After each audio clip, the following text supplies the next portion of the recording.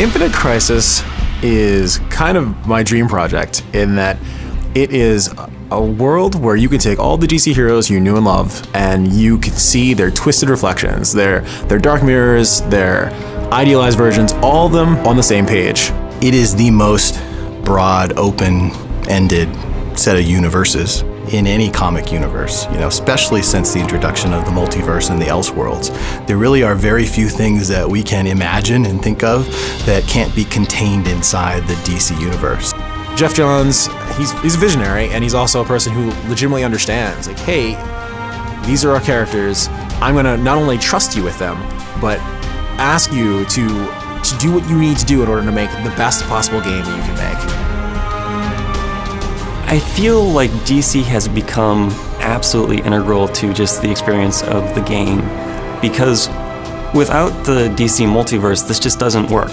With what we're trying to do, pushing the characters and telling the same character story in multiple different ways, it's all tied in really well with the existing DC setting. One of the biggest things that we bring to the table is the recognition that comes with seeing a character that you knew when you were a child. When you take these characters that are larger than life and you put them in a game, seeing Batman, seeing Wonder Woman, these characters are people that resonate with you in a way that really a lot of other characters from most other mobile games cannot. When we try to interpret a well-known character for the game, we try to find those elements that are iconic. So when you take someone like Green Lantern and his constructs, he can imagine and create anything.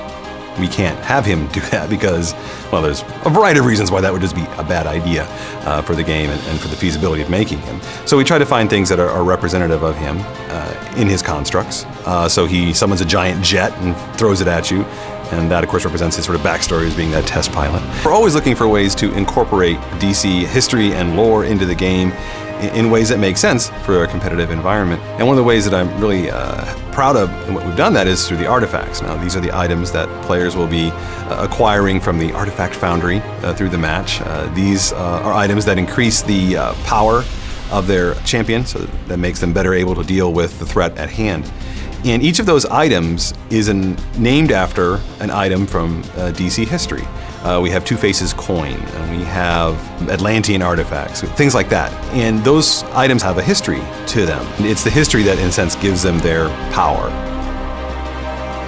The Multiverse is our license to do almost anything we want, and I'm really excited by it. Being able to make a alternate universe version of Superman, specifically one that DC hasn't even explicitly made yet, is very exciting.